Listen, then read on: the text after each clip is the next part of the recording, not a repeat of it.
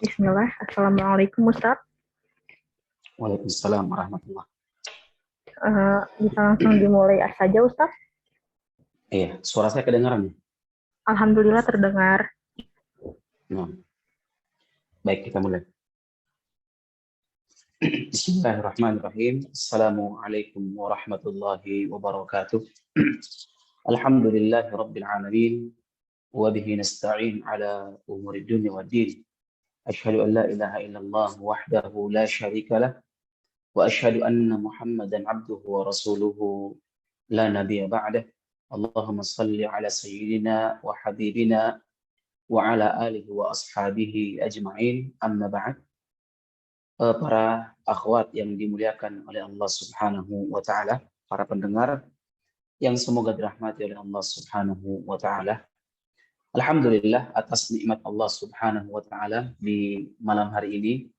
Allah Subhanahu wa taala berikan nikmat kepada kita semua, nikmat kesehatan, nikmat kebahagiaan, nikmat dihidupkan di atas Islam dan sunnah. Dan nikmat terbesar pula yakni di mana Allah Subhanahu wa taala memberikan kepada kita kekuatan di kesempatan yang berbahagia ini kita bisa bermajelis ilmu atau melanjutkan majelis ilmu kita, yakni membahas tulisan dari salah seorang ulama yang semoga kita harapkan bisa memberikan kebaikan kepada seluruh kaum muslimin, terkhusus kepada para akhwat, para muslimah, para wanita-wanita yang ingin mendapatkan atau ingin merasakan nikmat kebaikan. Nah, walaupun kita saat ini terkendala tempat,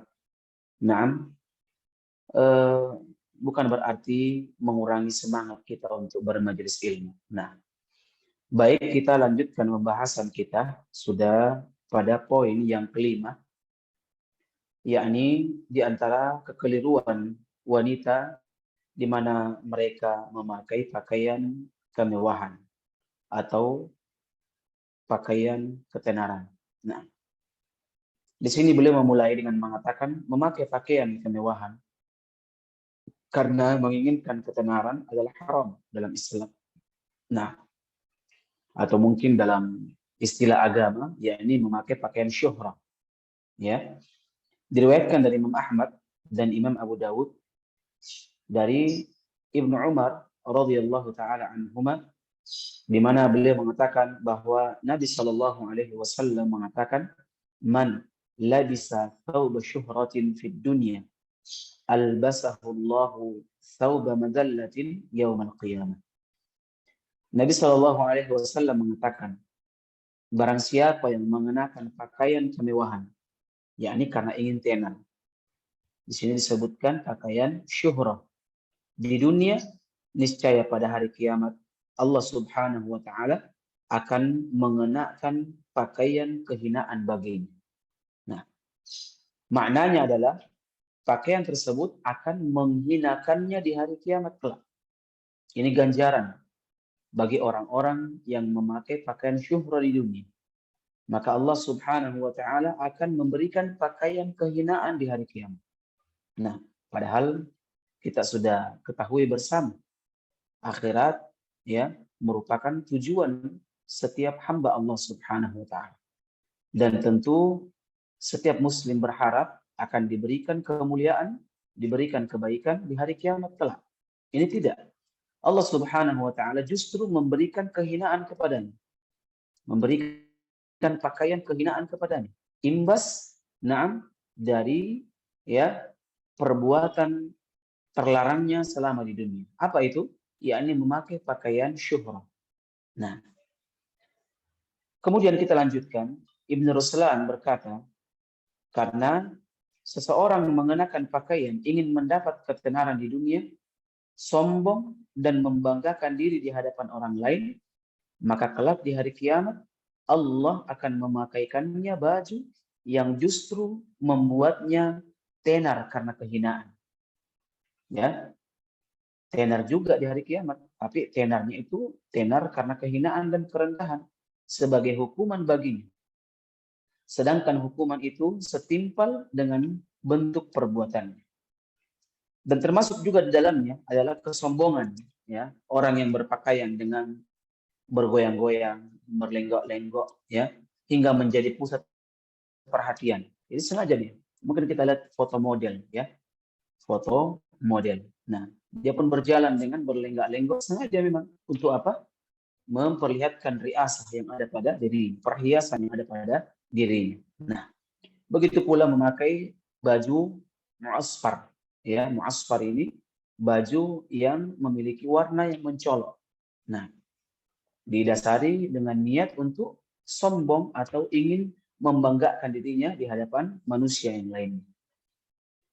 Kemudian Al-Manawi menuturkan dalam menjelaskan hadis sebelumnya, yakni barang siapa yang memakai pakaian kemewahan, yakni maknanya adalah pakaian yang dipakai untuk takabur dan membanggakan dirinya. Nah, asyuhrah sendiri ialah berbangga diri pada pakaian yang mahal. Dia sengaja membeli pakaian yang mahal. Dia sengaja membeli pakaian yang tidak ada samanya. Nah, agar apa? Agar menjadi pusat perhatian dan menjadi sesuatu kebanggaan. Termasuk juga diantaranya pakaian yang amat murah. Dengan tujuan apa? Ingin mendapat ketenaran. Nah, maka Allah akan memakaikan baju kepadanya di hari kiamat yang merupakan alam pembalasan dan tersingkapnya penutup, yakni pakaian kehinaan. Ialah balasan itu setimpal dengan perbuatannya.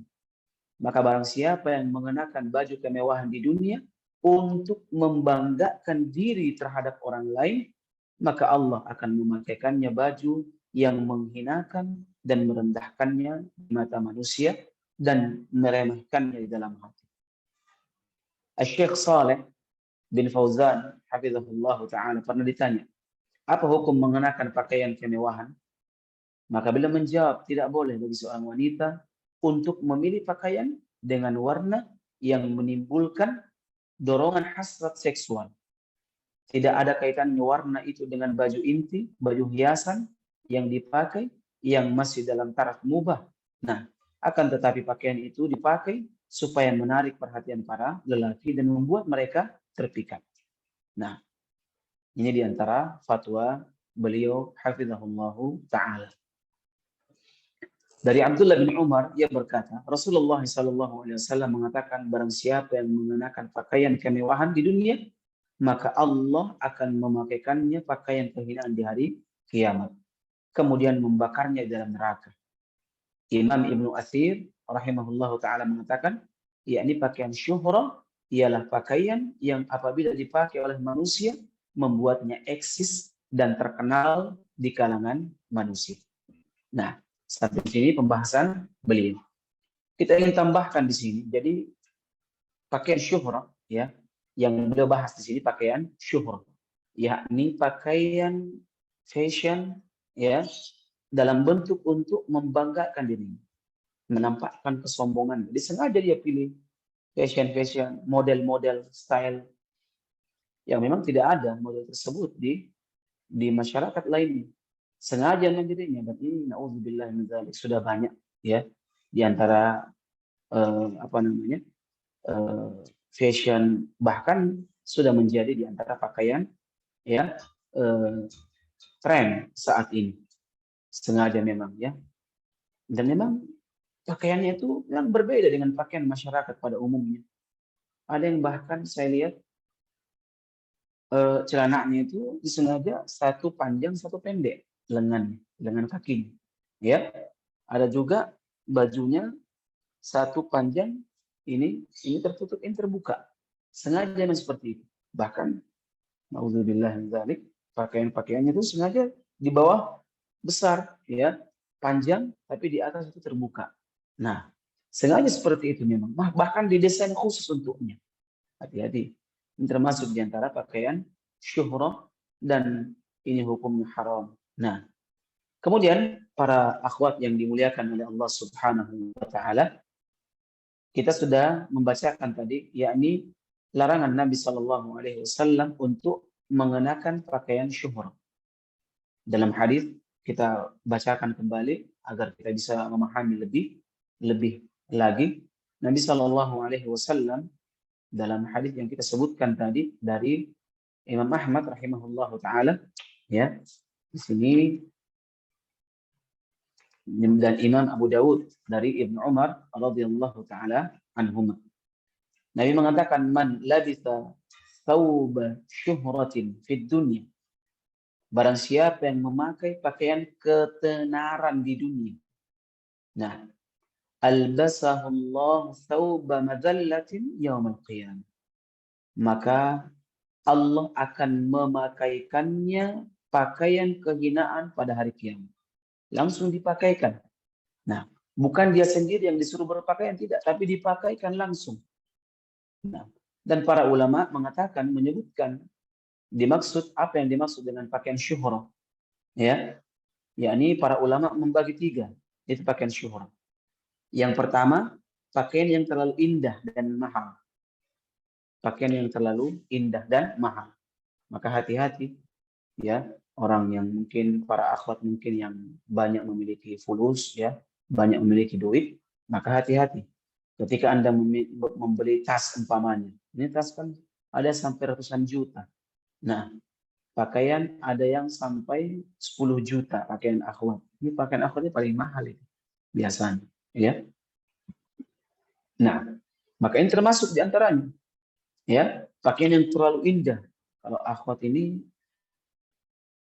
banyak sekali model-modelnya sekarang, ya. Hati-hati. Ini perangkat-perangkat syaitan semua ini. Ya, sengaja yang memakai pakaian itu adalah artis-artis yang baru hijrah. Kan banyak begitu, artis baru hijrah. Setelah dia hijrah ternyata ingin eksis juga. Nah, jadi dia tidak mau, setelah dia kan sudah tidak laris lagi. Ya. Karena ketidaklarisannya ini akhirnya dia banting setir. Ya, ganti style, ganti gaya. Yang dulunya dia metal, rambutnya berdiri, sekarang dia pakai surban, pakai jubah. Ya, dihiasi dengan jenggot, masya Allah, pegang tasbih lagi dan seterusnya. Nah, tapi kebiasaannya sama dengan kebiasaan yang dulu. Suka nyanyi, suka berfoto-foto, berpose di dunia maya, naudzubillah min dzalik, ya, bahkan mempertontonkan apa yang tidak mestinya diperlihatkan. Ini bagi para akhwat tentunya. Nah, jadi di antaranya pakaian yang terlalu indah dan mahal, sehingga dijadikan sarana untuk berlebih-lebihan dan sombong. Padahal Nabi Shallallahu Alaihi Wasallam mengatakan, kulu washrabu wa tasaddaqu walbasu ma lam yukhalid israfun wala makhilah. Yukhalid israfun wala makhilatun. Nabi mengatakan, ya, dalam riwayat Imam Ahmad, makan dan minumlah, bersedekahlah, dan pakailah pakaian selama tidak tercampur dengan sikap berlebih-lebihan dan kesombongan. Nah, sahabat yang mulia, ya, Ibnu Abbas radhiyallahu taala anhuma mengatakan, kul ma syi'ta walbas ma syi'ta ma akhta'tuka ithnatan. Makanlah sesukamu, berpakaianlah sesukamu, selama engkau tidak terkena 2 perkara. 2 perkara. Jadi silahkan berpakaian, silahkan makan, minum, tapi asal engkau tidak terkena yang 2. Apa yang 2 itu? Beliau mengatakan, sarafun aw makhilatun. Yang pertama berlebih-lebihan, yang kedua sombong. Nah, orang kalau sudah makan makanan mahal, masya Allah, apalagi makan di tempat yang mahal, biasanya diapain? Difoto, masya Allah. Ya, akhirnya si miskin ini juga pengen, ya, juga tertarik, ingin mencicipi, nah, ingin merasakan juga, ya. Tapi karena keterbatasan, ya, uang dia, kemampuan dia, akhirnya dia cuma apa? Telan ludah saja. Nah, apakah ini bukan dosa? Ini dosa, wallah. Termasuk di antara keharaman. Nah, belum lagi dia telah terjatuh dalam apa? Sombong. Na'udzubillahi min dzalik. Kemudian yang kedua, makna syuhur, yakni pakaian yang terlalu usang. Yang tadi indah, sekarang terlalu usang dia. Sengaja dia. Pakainya compang-camping. Sengaja memang bajunya nggak disetrika. Masya Allah. Ya. Sehingga apa? Sehingga menarik perhatian. Ini para sufi biasanya. Nah, bahkan saya lihat juga di antara para ikhwan, Masya Allah, dia suka memang warna putih. Kenapa? Nabi suka warna putih. Ternyata dilihat di lehernya, na'udzubillah min dzalik. Bukan lagi warna putih. Sudah ada yang kuning, ya, bajunya sudah ada urat-uratnya, petak-petaknya, Masya Allah. Baunya juga na'udzubillah, ya, apa namanya, menyerbak, bukan mewangi, menyerbak, ya eh, apa namanya, bukan mewangi, lawan dari mewangi, busuk yang ada. Nah, ditambah lagi dia kurang tidak mandi, na'udzubillah min dzalik. Sengaja seperti itu. Kenapa? Ingin menampakkan bahwa dia orang yang sangat sederhana. Hati-hati. Ini juga syuhrah yang diharamkan dalam Islam. Ya, karena syariat memerintahkan kita apa? Untuk memakai pakaian yang wajar dan sedang. Biasa sederhana. Nah, Sufyan Ats-Tsauri berkata, Al-Imam Sufyan Ats-Tsauri rahimahullah taala, beliau mengatakan, kanu yakrihuna syuhratain. Para salaf dahulu itu membenci dua ketenaran. Dua ketenaran. Mungkin kalau kita memahami, tenar kan itu identik dengan keindahan, kemewahan, ke yang lain. Tapi para ulama katakan apa? Dua ketenaran. Nah, yang pertama kata beliau, as-siyaba al-jiyada allati yushtaharu fiha wa yurfa'u an-nasu fiha absarahum. Yang pertama kata beliau, yakni pakaian yang indah yang menjadikan tenar sehingga orang-orang pun memperhatikan. Yang pertama kita lihat, sengaja dia memperindah pakaiannya, sengaja dia apa namanya, membeli pakaian-pakaian yang limited edition. Nah, sengaja dia membeli pakaian yang apa namanya, capnya itu di luar. Nah, Masya Allah. Ya, kan dulu kan di sini di belakang kan dia tidak di luar, sengaja memang. Oh, ada ciriknya, Masya Allah. Ini yang mahal ini. Sengaja memang. Nah, premium ini, Masya Allah. Itu hati-hati. Hati-hati. Ya. Yang kedua kata beliau, rahimahullahu ta'ala, wasiyab ar-radi'ah allati yuhtaqaru fiha wa istadhallu dinuhu. Nah, yang kedua, ya, pakaian yang jelek, yang terlalu usang, yang jadi bahan hinaan dan menjadikan agama pemakainya itu direndahkan. Jadi kedua-duanya dilarang dalam Islam.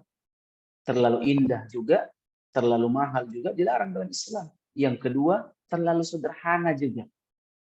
Nah, apalagi kalau dia pejabat, dia pejabat, ya, dia umpamanya presiden, dia umpamanya gubernur, dia umpamanya orang yang dikenal dengan memiliki gaya atau bos di suatu perusahaan, maka dia sengaja pakai baju-baju yang compang-camping, ya, baju-baju kaos yang biasa-biasa. Ini nggak boleh juga seperti itu. Biasalah berpakaian yang biasa. Pakaian yang mungkin teman-teman Anda itu pakai. Nah, jangan memisahkan diri dengan pakaian-pakaian atau ciri khas dikenal dengan itu. Ini nggak boleh juga seperti ini. Nah, ya. Kemudian ada juga dari ulama mazhab Hanafi berkata, yakni As-Sarakhsi rahimahullah taala,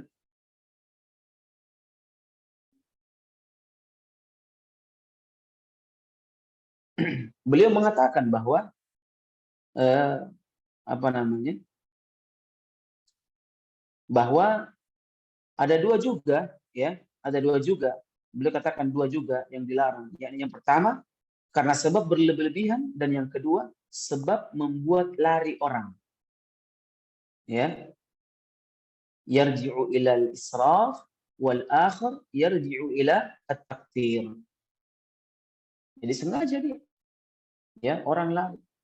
Orang nggak suka dengan diri ini. Orang nggak mau teman sama dia. Kenapa? Karena apa namanya, terlalu kumuh dia. Padahal dia mampu. Beda kalau memang nggak mampu. Ya, dia berpakaian seperti itu karena nggak mampu, maka apa boleh buat. Tapi kalau dia mampu, dia dikenal dengan orang yang memiliki banyak harta umpamanya, maka dia berpakaian sewajarnya. Jangan dia sengaja, ya, memakai pakaian-pakaian yang apa yang butuh dikasihani. Nauzubillah min dzalik. Sekarang kan begitu. Orang kaya senang kalau dikasihani. Lihat saja gasnya, ya. Sengaja pakai gas 3 kilogram. Padahal sudah jelas di situ untuk orang miskin. Nah, padahal dia Masya Allah semua ada. Nah, tapi sengaja memakai, ya, atau memang karena tidak mau ya keluar uang. Nah, kemudian yang ketiga pakaian yang modelnya aneh sendiri. Ini para akhwat juga ini peringatan bagi para akhwat yang memakai cadar, ya, jangan disengaja cari model-model yang betul-betul bisa mengundang ya perhatian orang-orang kepadanya.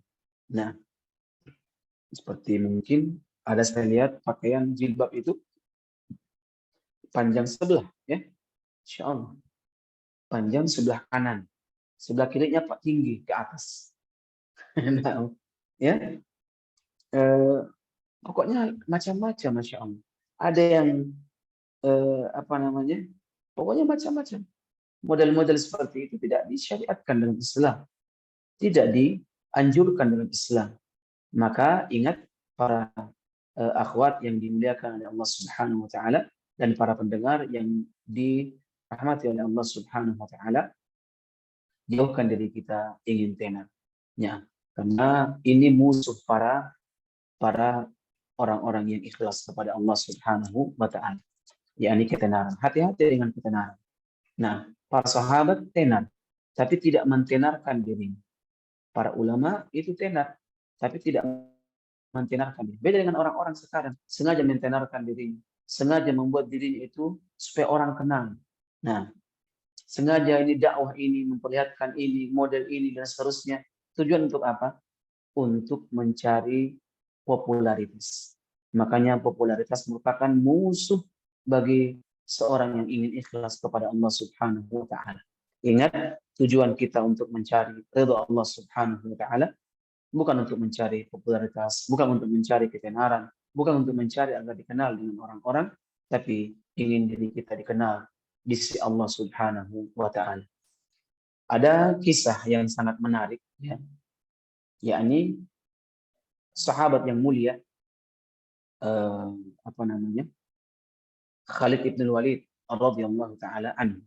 Sudah kita ketahui bersama, Khalid ibn Walid ini seorang pemimpin perang.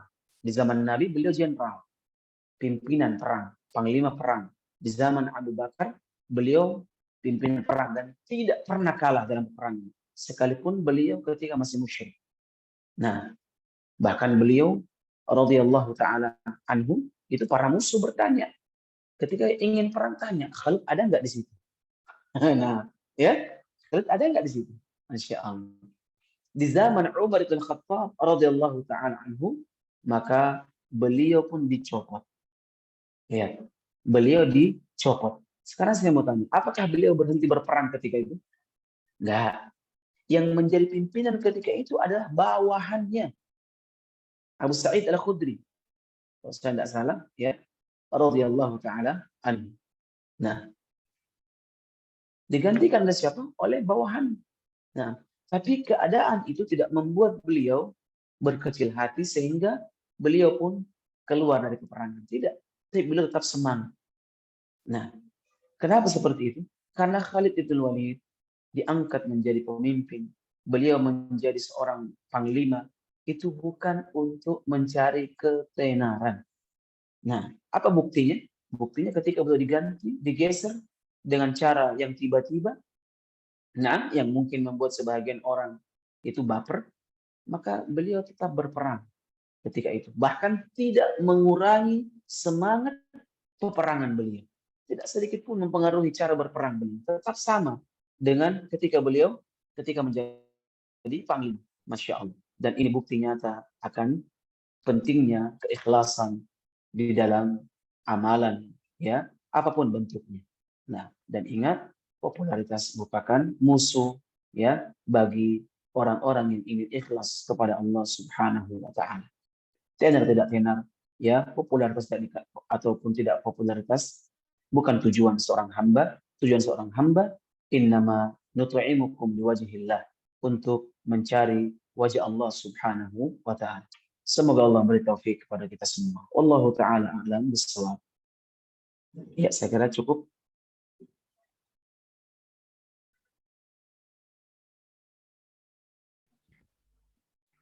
Cukup ya Ustadz. Silakan. Iya. Ya, silakan bagi ummahat yang ingin bertanya bisa melalui raise hand atau melalui kolom chat komentar ya.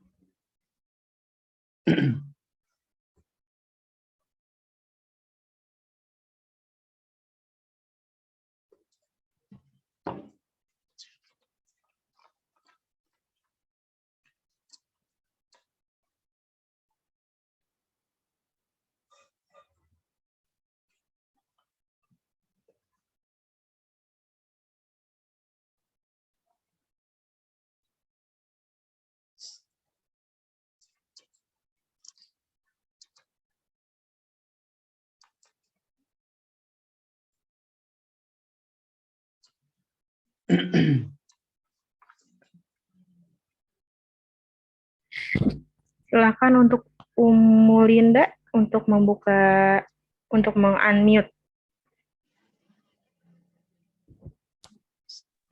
Assalamualaikum warahmatullahi wabarakatuh, Pak Ustadz yang dimuliakan Allah. Semoga Pak Ustadz selalu dalam keadaan sehat walafiat dan berada dalam lindungan Allah. Ya Rabbal Alamin. Pak Ustadz mau tanya, apabila wanita keluar rumah dalam berpakaian untuk menghadiri majelis taklim, tapi pakaiannya berwarna-warni gitu Pak Ustadz. Itu bagaimana Pak Ustadz? Apakah dibolehkan atau tidak boleh? Atau harus hitam selalu pakaiannya, warnanya, atau bagaimana Pak Ustadz? Jazakallahu khairan katsira. Assalamualaikum warahmatullahi wabarakatuh. Waalaikumsalam warahmatullahi wabarakatuh. Allahumma amin, dan saya ucapkan jazakillah khairan atas doanya, dan semoga doa tersebut juga ya untuk ibu dan keluarga, insyaallah, amin. Nah, ketika seorang ingin menghadiri majelis ilmu, maka tentunya seorang itu harus menjaga adab, karena ada adab yang dipenuhi. Terlebih ketika adab tersebut ada pada seorang wanita, maka adab-adab keluar rumah itu mesti dia tunaikan. Di antaranya yakni meminta izin tentunya, kemudian tidak memakai parfum. Kemudian terus bagaimana dengan pakaian? Apakah mesti dengan pakaian hitam? Nah, para ulama telah menjelaskan bahwa pakaian para sahabi ya, itu mereka pakaiannya itu rata-rata pakaian yang gelap. Nah, sebagaimana riwayat Ummu Salamah radhiyallahu taala anha. Ini yang disebutkan. Nah, adapun pakaian yang berwarna-warni, ingat jangan sampai itu termasuk di antara pakaian yang dilarang oleh Nabi, yakni mu'asfar. Sudah kita jelaskan tadi ya. Yakni pakaian mu'asfar, yakni memiliki warna yang mencolok. Nah, walaupun tidak jatuh otomatis dalam keharaman, namun itu bisa menimbulkan ya fitnah bagi orang-orang yang melihatnya. Karena ketika seorang wanita keluar dari rumahnya, maka tentu dia akan berhadapan dengan para laki-laki. Nah, para laki-laki. Dan laki-laki saat ini sudah kita ketahui bersama, semakin jauh kita dengan Nabi Shallallahu Alaihi Wasallam, maka tentu keimanan itu semakin berkurang juga. Nabi Shallallahu Alaihi Wasallam mengatakan, atau Anas bin Malik radhiyallahu taala anhu meriwayatkan dari Nabi Shallallahu Alaihi Wasallam mengatakan, la ya'ti 'alaikum zaman illa alladhi ba'dahu syarrun minhu. Yakni tidaklah berganti suatu zaman kecuali zaman setelahnya lebih buruk daripada zaman sebelumnya. Oleh karena itu, hendaklah para akhwat menjaga diri mereka, termasuk diantaranya yakni menjaga cara berpakaian diri, agar betul-betul terpenuhi atau terrealisasi penjagaan kita terhadap laki-laki. Nah, karena seorang wanita tentunya ketika keluar dari rumahnya, sudah kita sering bacakan hadisnya, ya, idza kharajat istasyrafa syaitan. Maka apabila wanita keluar dari rumahnya, maka syaitan akan menghiasi. Nah, tidak ada saja sebab, ya, seketika keluar wanita dari rumahnya itu akan dimanfaatkan, akan dicarikan terus cara. Apalagi kalau memang dia memiliki kesempatan atau sebab sehingga para laki-laki pun bisa terfitnah dengannya. Oleh karena itu, hendaknya, ya, diusahakan untuk memakai pakaian yang tidak dengan warna mencolok. Nah, wallahu taala alam bisawab. Yang lain? Selanjutnya pertanyaan dari Ummu Nanda Anisya Putri. Afwan Ustadz,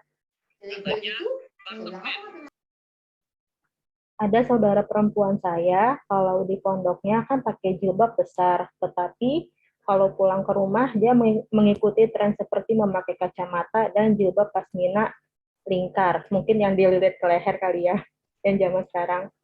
Apakah niatnya belum sempurna atau bagaimana? Sudah saya tegur, nasihati baik-baik, tapi makin menjadi-jadi.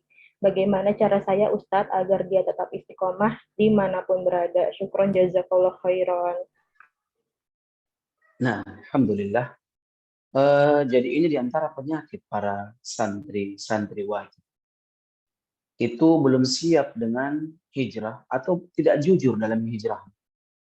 Nah, mereka pikir ketika seorang itu berada di pondok, maka ketika itu diwajibkan semua ketaatan-ketaatan. Tapi ketika dia keluar, maka dia pun terjauh dari apa yang telah dikomitmennya di pondok. Dan ini banyak terjadi. Dan ini salah satu di antara bentuk ketidakjujuran hijrah dia kepada Allah Subhanahu wa taala. Nah, oleh karena itu yang perlu kita lakukan sebagai saudara semuslim, yakni tamna'hu an zulmihi. Kita mencegah dari kezaliman yang dia perbuat dengan cara apapun. Ini kita nasihati. Kalaupun tidak kita nasihati terus. Carikan cara. Atau mungkin kita bisa menyampaikan kepada orang tuanya, ya, kalau itu memungkinkan. Atau kita dekati terus. Jangan kita membuat dia lari dari kita. Usahakan kita mendekat dengannya. Karena Nabi SAW mengatakan, ittaqullah haitsu ma kunta.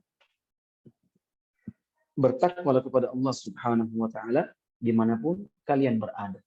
Takwa bukan cuma di pesantren. Nah, tapi takwa yang sebenarnya ketika seseorang itu berada di tengah-tengah keterasingan. Nah, mampukah dia bertahan di tempat tersebut ataukah, ya, pengakuannya hijrah kepada Allah Subhanahu wa taala sebatas di lisan semata. Semoga Allah memberi taufik. Wallahu taala a'lam bissawab. Selanjutnya pertanyaan dari Ummu Tiar. Bismillah, Ustadz, bagaimana kalau beli pakaian yang harganya terhitung agak mahal, tapi karena suka dengan bahannya yang nyaman dan tidak gerah saat dipakai? Jazakumullah khairan katsiran. Baik, alhamdulillah. Jadi di sini mahal relatif sebenarnya, ya, relatif. Kalau kayak orang yang berpenghasilan 5 juta per bulan, mahal pakaian itu kalau di atas 500.000 umpama. Tapi kalau penghasilan dia 100 juta umpama, ya, maka dia beli pakaian yang memang kainnya setara dengan harganya, umpamanya. Setara dengan pakaian tersebut. Kemudian syar'i juga, dilihat juga syar'i, ya, karena pakaian itu tidak dilihat dari kita senang apa tidak, Allah ridho atau tidak ini pakaian. Jadi ketika seorang muslim ingin memiliki sesuatu, jangan dilihat kitanya, ya, harus yang pertama kali yang kita lihat ini dibolehkan dalam syariat atau tidak, baru kita mencocokkan diri dengan barang tersebut. Seperti itu seorang muslim.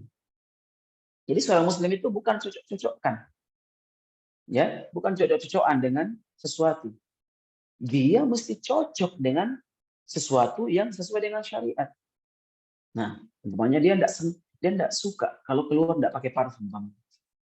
Kan misalnya perempuan itu tampil beda, tampil wow di hadapan orang-orang, masya Allah, ya. Karena dia sudah tahu bahwa ternyata pakai parfum itu haram. Gimana ya? Ini sayang ini parfum. Ratusan ribu harganya. Masa nggak dipakai keluar rumah? Ya udah, tapi karena Allah nggak ridho kalau saya pakai parfum keluar rumah, ya sudah dia tinggalkan. Nah ini mantap. Tapi dia tahu itu ini sebenarnya ini pakaian ini ada dengan harga yang sama, kualitas yang sama, eh, apa namanya kegunaan yang sama, tapi dengan harga yang berbeda. Seorang Muslim dituntut untuk memilih yang murah, tapi sama kualitas. Ya, umpamanya dia pilih handphone, handphone 14 umpamanya, dan dia butuhkan itu. Ya, kayak para asatidzah sekarang itu butuh dengan handphone yang mahal gitu. Karena kalau dia pakai handphone yang RAM 2 giga itu bisa lelet, Masya Allah. Tidak akan ada yang namanya live streaming. Tidak akan bisa dia membuka kitab di di handphone. Nah, selama itu dibutuhkan, memang kebutuhan, maka enggak ada masalah insya Allah. Ya, tapi ingat, butuh tidak butuhnya kita tetap akan dipertanggungjawabkan di hadapan Allah Subhanahu wa taala. Anda mengatakan Anda butuh, tafadhol. Di hari kiamat Allah akan menguji ya kejujuran dari apa yang telah kita katakan tersebut. Oleh karena itu, hendaknya seorang muslim ketika ingin memiliki sesuatu yang dia pikirkan, pertama, apakah ini diridhoi oleh Allah Subhanahu wa taala? Yang kedua, apakah memang saya butuh dengan barang tersebut? Kalaupun tidak, maka urungkan niatnya. Kalaupun duit kita banyak, maka sedekahkan di jalan Allah Subhanahu wa taala. Wallahu taala a'lam bishawab.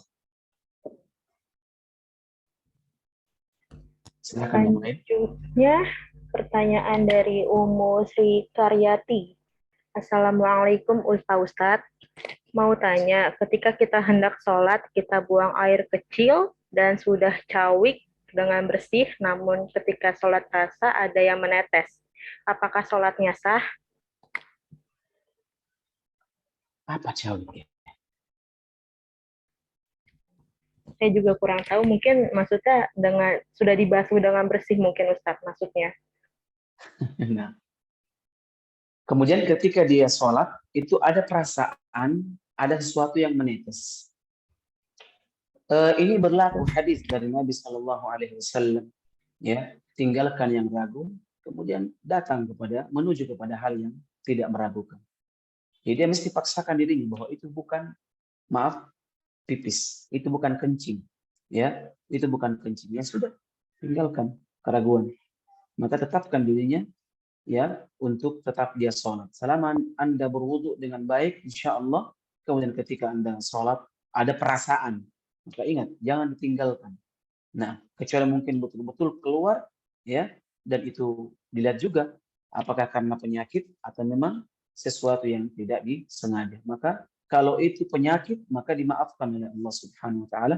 Kalau itu tidak disengaja maka ini membatalkan sholatnya karena dia buang air kecil ya, maka ini tentu ya membatalkan sholatnya. Tapi kalau dia menetes umpamanya, maka tinggalkan yang meragukan dalam dirinya, yakni anggap itu bukan ya kencing. Wallahu taala a'lam bishawab.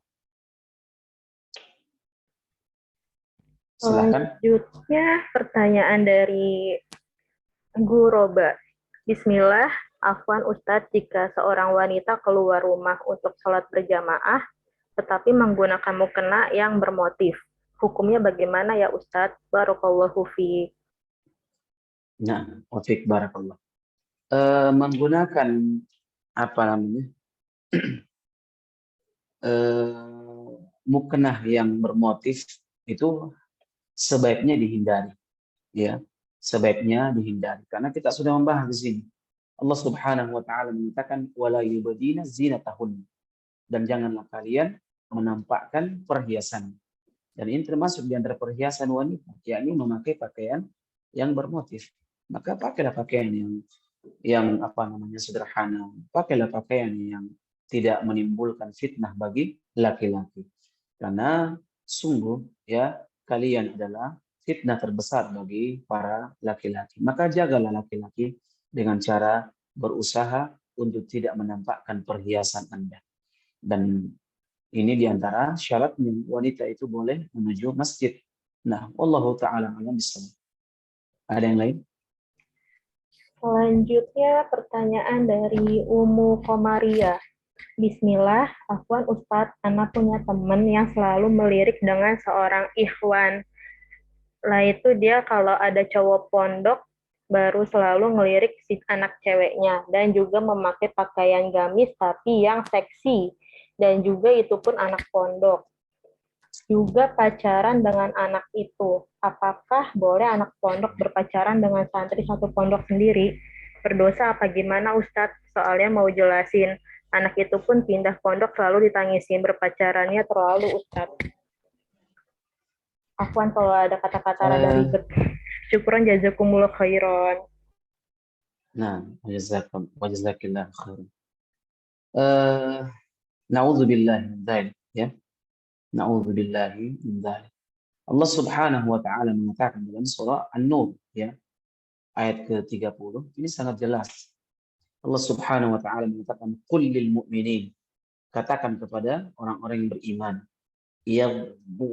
yaghuddu min absarihim wa yahfazu furujahum. Nah, Allah Subhanahu wa taala mengatakan hendaknya mereka menjaga pandangan mereka dan menjaga kemaluan. Ayat berikutnya Allah juga mengatakan wa qul lil mu'minat, dan katakan kepada wanita yang beriman, yaghuddna min absarihinna wa yahfazna furujahunna. Yakni mereka hendaknya menjaga pandangan mereka dan menjaga kemaluannya. Lihat ya, korelasi antara keduanya, mata dan kemaluan. Karena ketika seorang ya mengarahkan pandangannya, itu kemaluannya akan mendustakan atau membenarkan. Nah, maka apa namanya?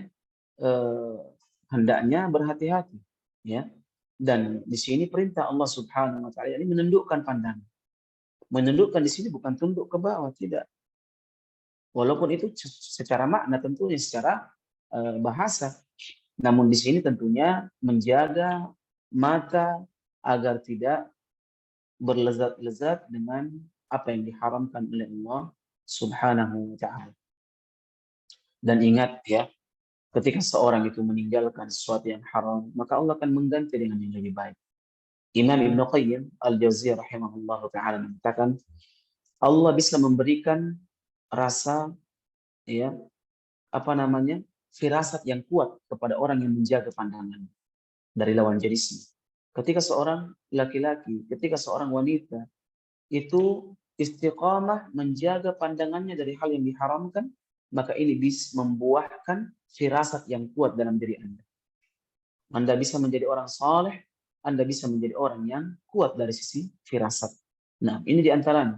Dan juga ya termasuk diantara hal yang perlu Anda camkan dan kita semua ya, ketika dalam sebuah riwayat ya, riwayat Imam Ahmad disebutkan, innaka lan tada'a syai'an lillahi azza wa jalla illa baddalaka Allah bihi ma huwa khairul laka min. Sesungguhnya jika engkau meninggalkan sesuatu karena Allah, niscaya Allah akan memberi ganti padamu dengan yang lebih baik dari.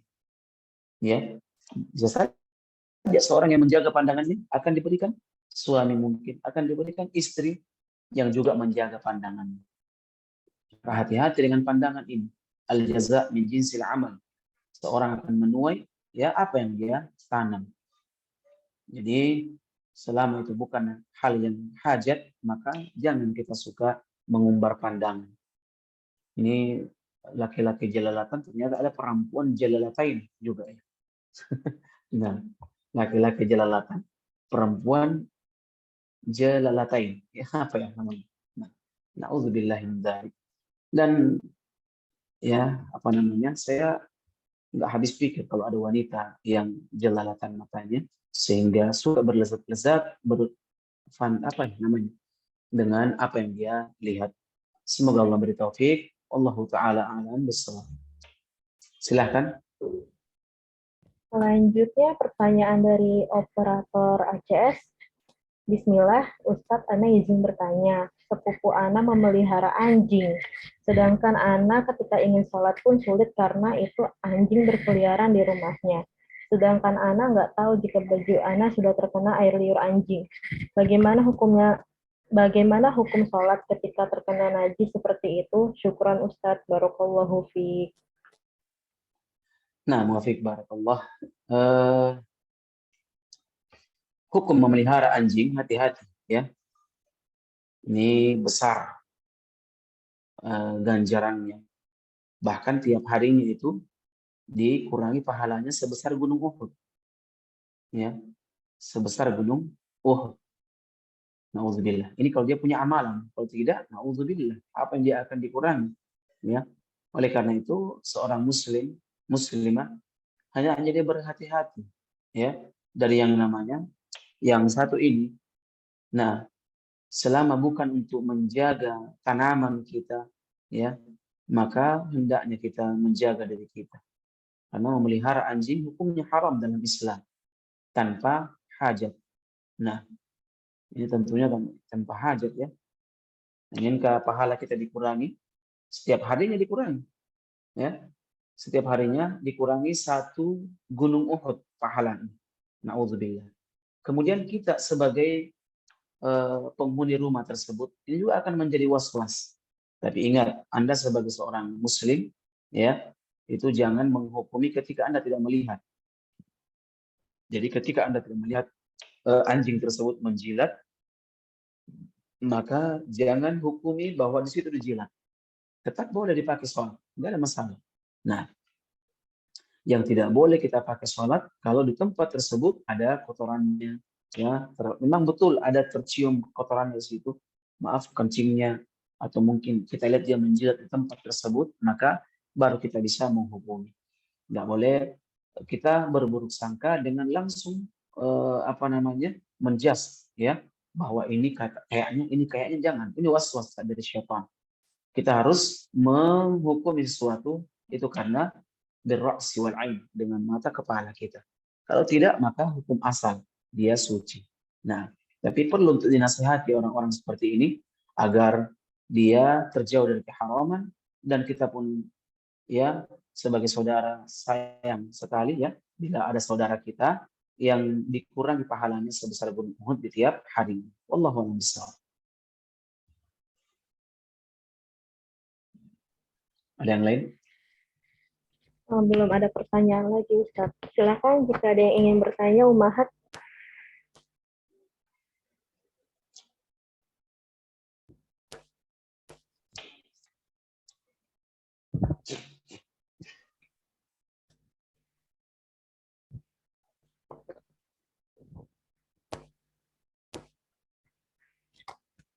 Selanjutnya pertanyaan dari Umu Diana. Bismillah, Afwan Ustaz, izin bertanya. Seorang istri yang bersuamikan PNS itu kan memiliki tunjangan, yaitu tunjangan istri. Apakah istri boleh menggunakan tunjangan tersebut? Mohon maaf, kepotong Ustaz. Apakah istri boleh menggunakan tunjangan tersebut tanpa izin kepada suaminya? Syukron.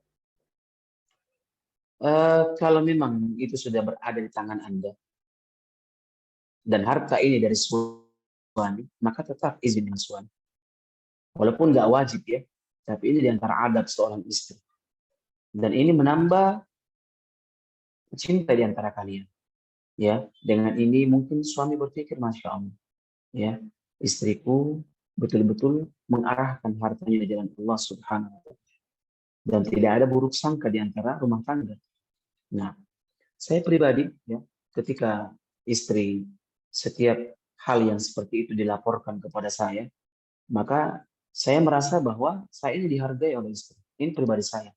Nah, dan saya senang ya ketika seorang istri itu menyampaikan hal-hal yang dia ingin perbuat. Nah, mungkin saja suaminya akan menambahkan ketika ingin disedekahkan mungkin, maka suaminya juga akan menambahkan dari jumlah yang dia sedekahkan.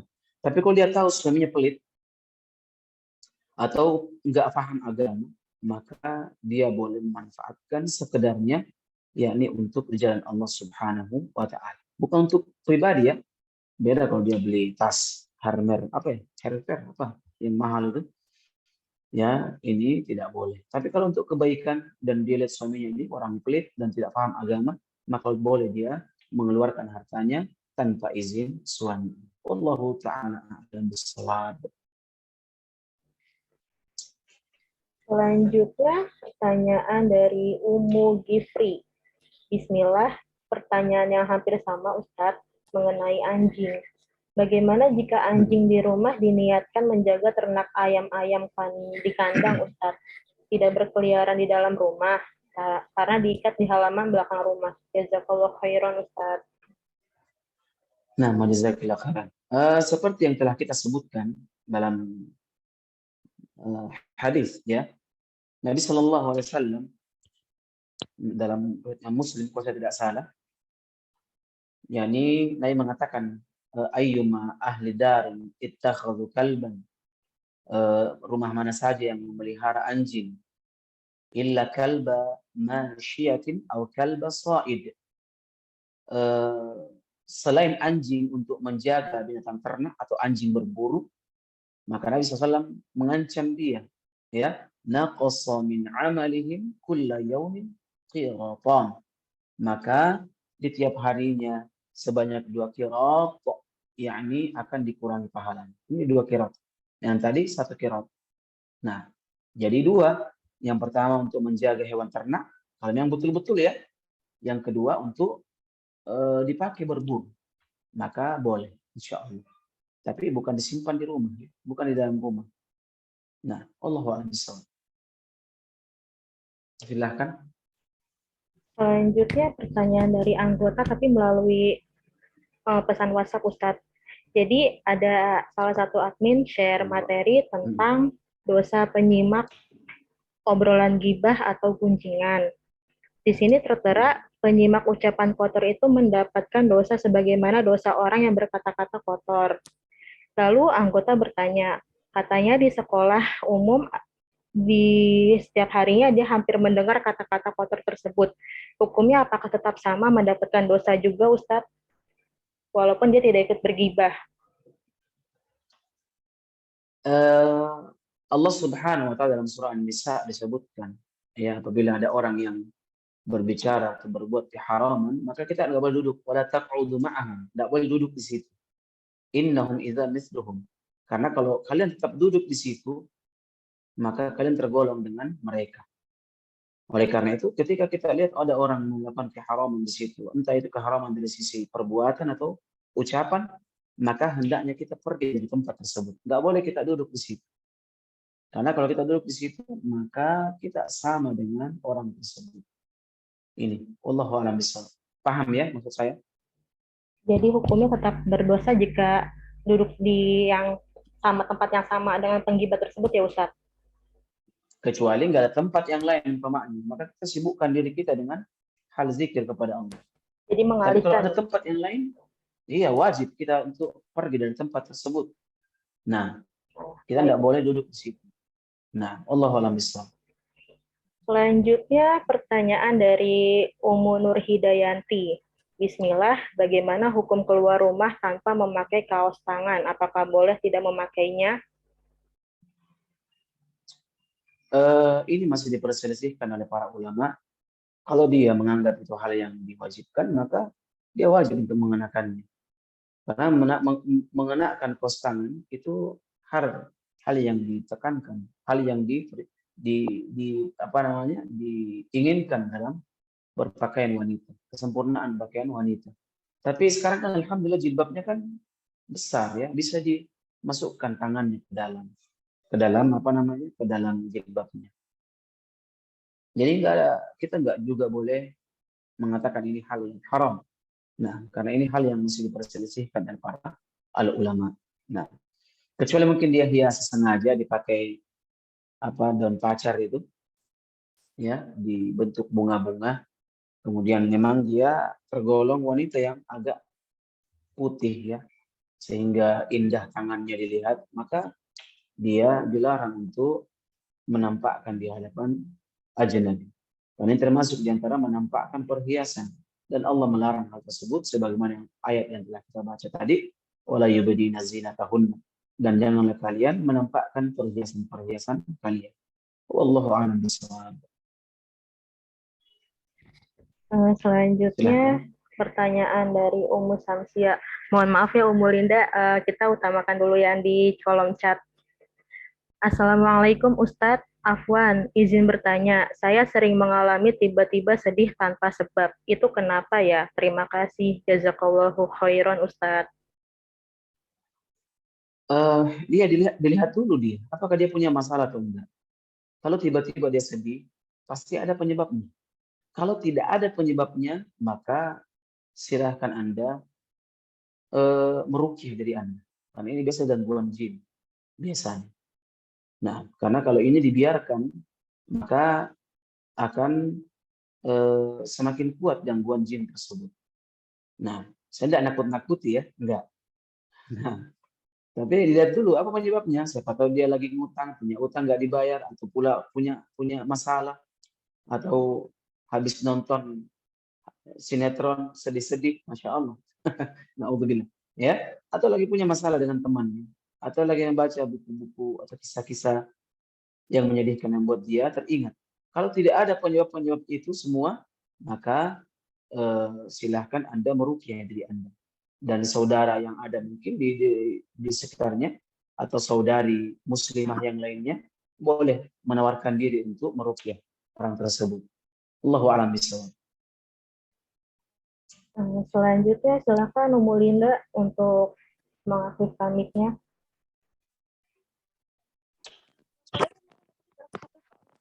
Mohon maaf, tanya lagi, ada yang lupa tadi. Kalau misalnya kita sholat fardu atau sunnah, kan disarankan atau disunahkan untuk baca doa perlindungan dari Dajjal setelah tahiyat akhir, Pak Ustadz ya, sebelum salam ya Pak Ustadz. Kalau misalnya doa perlindungan dari Dajjal itu boleh, apakah boleh juga ditambahkan dengan doa-doa yang lainnya, misalnya Robbana atina fid dunya hasanah wa qina adzabannar, atau doa-doa perlindungan lainnya, misalnya doa karena dosa-dosa yang terlalu besar dan sebagainya gitu Pak Ustadz. Nah, tapi doanya dalam bahasa Arab gitu Pak Ustadz. Apakah boleh yang demikian Pak Ustadz? Demikian Pak. Nah, Assalamualaikum warahmatullahi wabarakatuh. waalaikumsalam warahmatullahi wabarakatuh.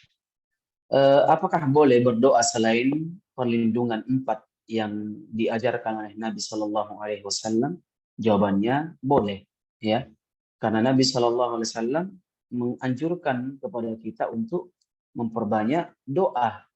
Nah, apalagi doa-doa tersebut yang memang masyhur dari Nabi Shallallahu Alaihi Wasallam.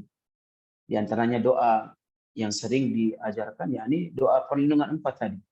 Nah, boleh juga dengan membaca doa, ya,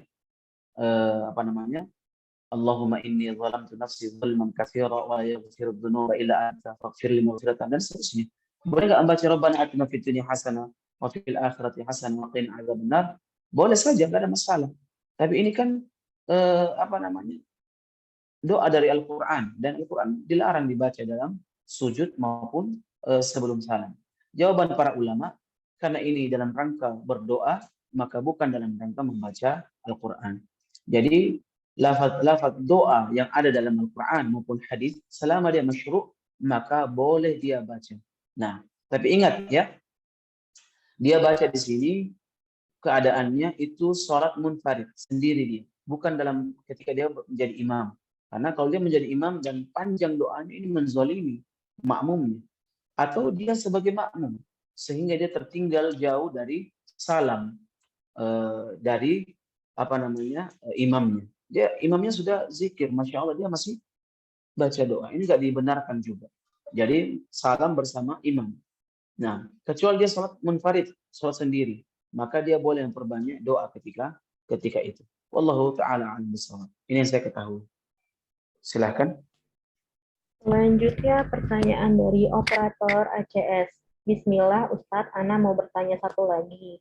Bagaimana dengan seorang wanita yang belanja barang-barang branded, tetapi dia mampu?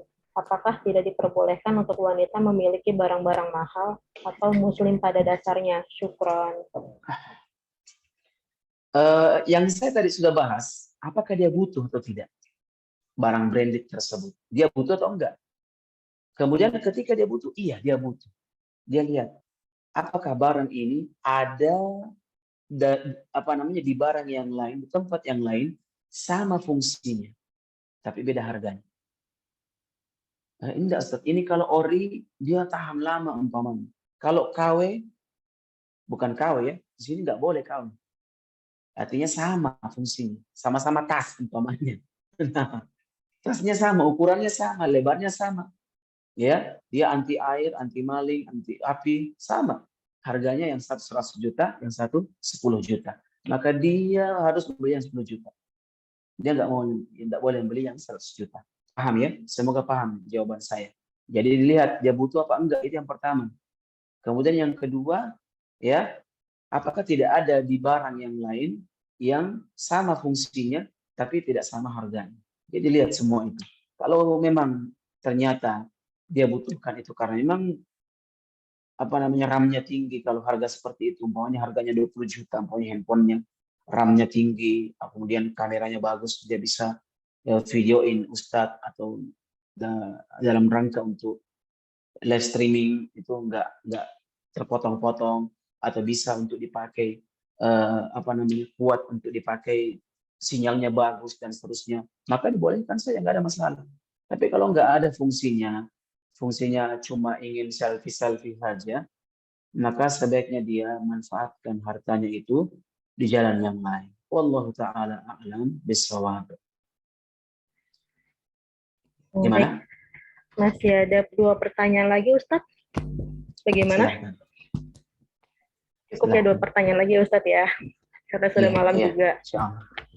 Nah, pertanyaan dari Umu Asnit. Afwan Ustadz, setiap bulan anak ada acara arisan keluarga suami. Namun keluarga suami masih belum mengenal sunnah. Selalu ada pengajian-pengajian yang tidak didasari Quran dan sunnah. Karena anak duduk bersama di sana, apakah anak salah Ustadz? Anak biasanya hanya mengikuti bacaan surah Yasin. Jazakallahu khairan Ustadz. Kalau bisa ditawarkan kepada suaminya untuk didatangkan Ustadz Sunnah, ya, didatangkan Ustadz Sunnah, tidak ada masalah. Ini hal yang bagus, tapi perlu sedikit agak diarahkan. Sebenarnya mereka sudah menginginkan kebaikan, alhamdulillah, ingin kajian di rumah, tapi yang perlu diperbaiki, yakni ustadz-ustadz yang dia undang. Nah, apalagi baca Yasin, ini nggak ada sunnahnya. Setiap pertemuan baca Yasin, baca Al-Fatihah, justru itu yang dilarang dalam Islam. Maka Anda sebagai seorang yang memahami sunnah, ingat, kalau da'inya bukan da'i sunnah, maka Anda tidak boleh duduk di tempat tersebut. Nggak boleh. Ya, harus Anda pergi dari tempat tersebut. Nah, karena dua, imma dia membantah ustadz itu, atau dia pergi dari tempat tersebut. Kalau dia mampu membantah, maka silahkan duduk.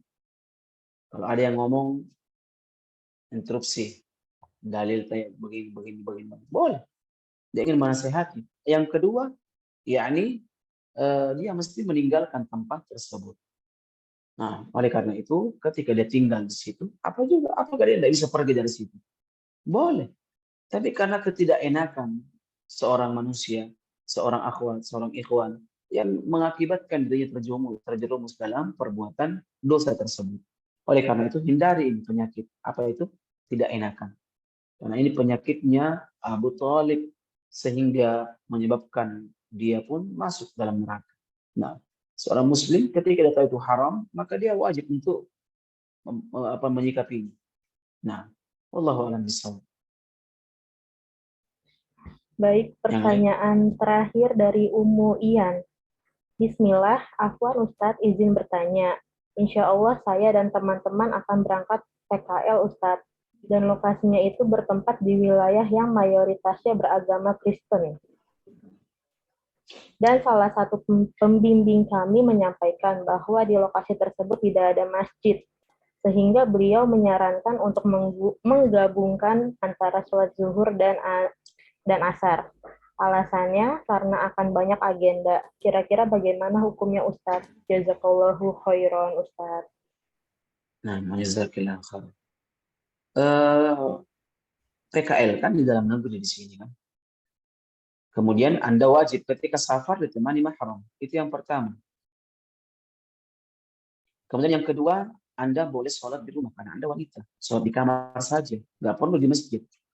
Nah, kemudian yang ketiga, dia boleh menjamak sholatnya. Bukan karena dia sibuk, tapi karena dia musafir. Nah, kemudian boleh nggak menjamak sholat karena alasan sibuk? Boleh saja, tapi tidak dilazimkan, tidak dibiasakan. Ketika itu saja, ketika dia sibuk, maka boleh dia menjamak sholatnya. Itu karena ujian, maka dia boleh menjamak sholatnya. Nah, tapi ketika dia sudah selesai dari tugasnya di tempat tersebut, maka cepat-cepatlah dia kembali ke negeri. Nah, Allahu a'lam bishawab. Gimana? Cukup? Ya, cukup Ustaz. Alhamdulillah. Ya, semoga Allah berikan manfaat atas pertemuan kita di malam hari ini. Kebenarannya mutlak datangnya dari Allah Subhanahu wa taala. Kekurangannya datang dari pribadi saya dan saya mohon ampun kepada Allah Subhanahu wa taala. Saya berharap para akhwat sekalian dijaga oleh Allah Subhanahu wa taala, diberikan iffah, kemuliaan, dan semoga Allah Subhanahu wa taala memperbaiki negeri kita ini, ya, menjadikan negeri kita ini baldatan thayyibatan wa rabbun ghafur. Subhanakallahumma wa bihamdik asyhadu an la ilaha illa anta astaghfiruka wa atubu ilaik. Assalamualaikum warahmatullahi wabarakatuh. Waalaikumsalam warahmatullahi wabarakatuh. Jazakallahu khairan Ustaz. Nah,